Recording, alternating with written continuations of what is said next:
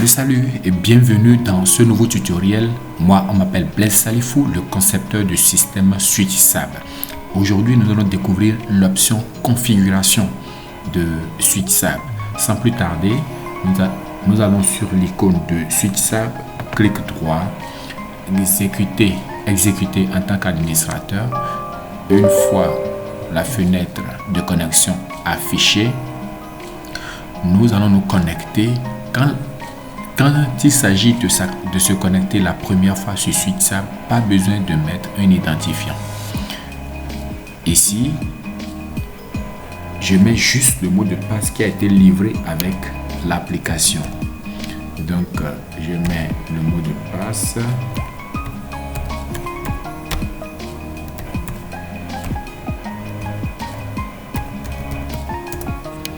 Automatiquement, j'arrive à me connecter sans avoir choisi d'identifiant. Donc, si on vous fait parvenir l'application et que vous êtes en train de chercher à vous connecter la première fois et que vous rencontrez une erreur, ça voudra dire que vous n'avez pas respecté la casse.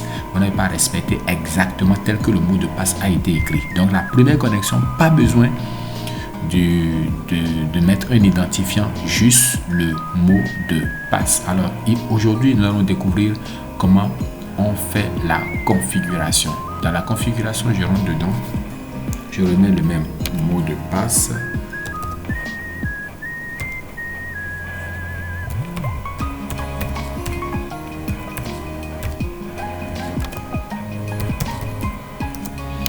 Alors une fois dans cette fenêtre de configuration, nous voyons ici général,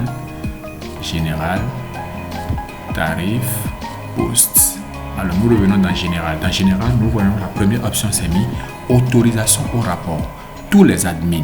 Ici, nous avons la possibilité de choisir soit tous les admins ou uniquement les administrateurs généraux.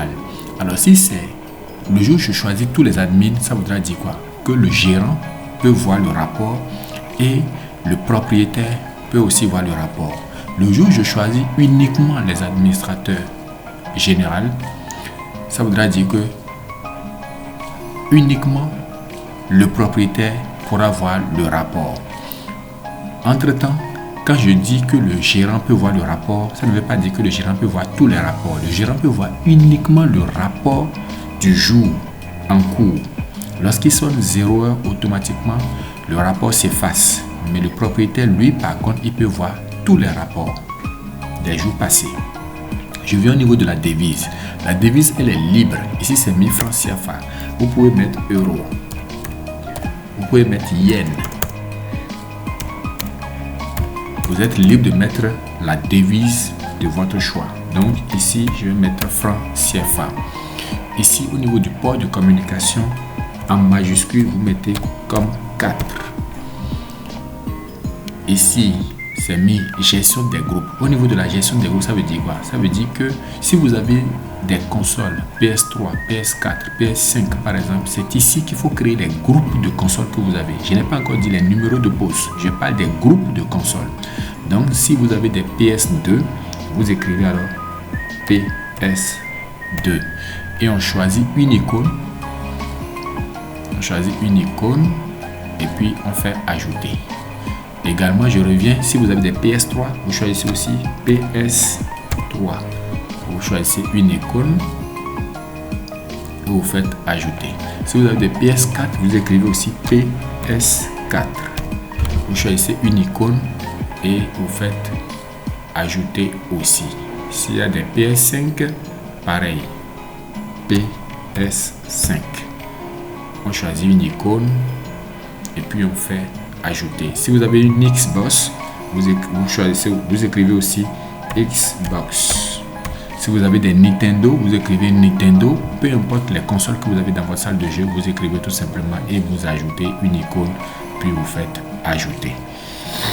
Alors, ceci étant, nous venons de créer les groupes, nous venons de configurer la partie générale. Alors, nous allons passer au niveau des tarifs. Au niveau des tarifs, la première ligne dit sélectionner un groupe. Ça voudra dire quoi? Je sélectionne un groupe. Si c'est PS2, par exemple, je choisis PS2. L'application est L'application est structurée de sorte que tant que vous n'avez pas encore choisi une option, c'est-à-dire vous n'avez pas encore choisi un groupe que vous voulez configurer, l'option de la configuration du tarif ne sera pas active. Donc je choisis PS2. Dès que j'ai choisi PS2, alors je peux configurer les tarifs. Je mets par exemple une heure, un H. D'accord? Au niveau de 1H, je mets 500. Ça, c'est des valeurs par défaut. Attention, ici en mettant un H, la valeur en minutes de 1 heure, ça fait 60 minutes. Donc, j'ajoute. Ça, c'est déjà ajouté ici. Je continue. Je peux mettre par exemple test. Test PS2. Donc, je suis libre de mettre tout ce que je veux ici. Mais ici, c'est rien que des chiffres. Au niveau du tarif, je peux mettre 0. Comme c'est un test, je peux mettre 2 minutes. Et je fais ajouter. Je prends une autre option, 15 minutes.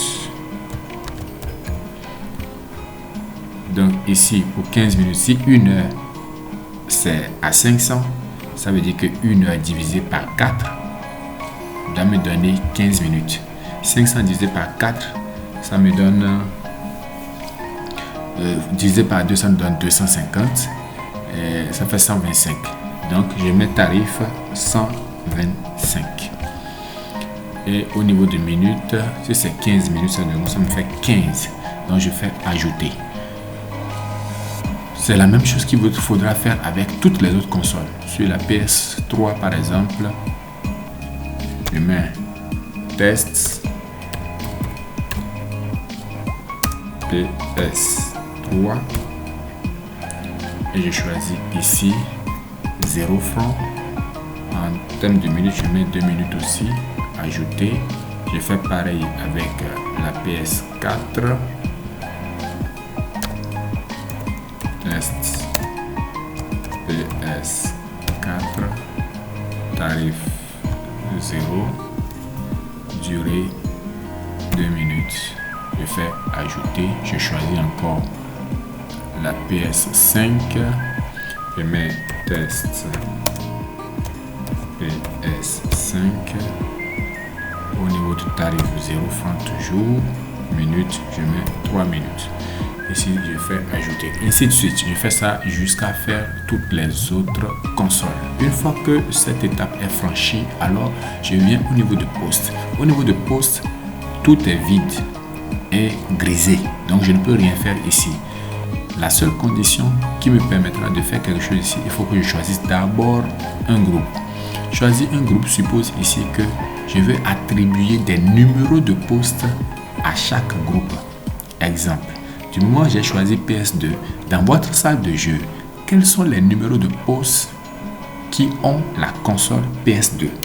Donc, si vous avez par exemple les postes 1 et poste 3 qui comportent des consoles PS2, alors j'ai juste cliqué sur le plus du poste 1 et le plus du poste 3. Et automatiquement, les deux se sont rangés dans la catégorie PS2. Je peux toujours continuer. Hein. Si en temps il y a plus de consoles PS2, je mets poste 2 et je mets poste 5 par exemple pour la console PS2. Je choisis maintenant la console PS3. Je fais pareil. Sur la console PS3, je suppose que c'est les postes 4, poste 6 et poste 8. Je choisis la console PS4. Sur la console PS4, je suppose que c'est poste 7, poste 9, poste 10, non, poste 11, poste 10. D'accord?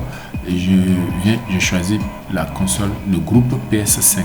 Dans le groupe PS5, je suppose que je retrouve poste 12, poste 13, poste 14, poste 15 et poste 16 et poste 16. Pourquoi pas? Donc, je viens de finir de faire toutes les configurations. Si la configuration est réussie, je ferme. Je dois pouvoir trouver tous les postes que j'ai configurés ici avec les différents groupes en haut. Donc, du coup, comme vous pouvez le voir, dans le poste Dans la catégorie PS2, nous avons les postes 1, 2, 3 et 5. Il n'y a pas poste 4. Donc dans la catégorie PS3, nous avons le poste 4, le poste 6 et le poste 8.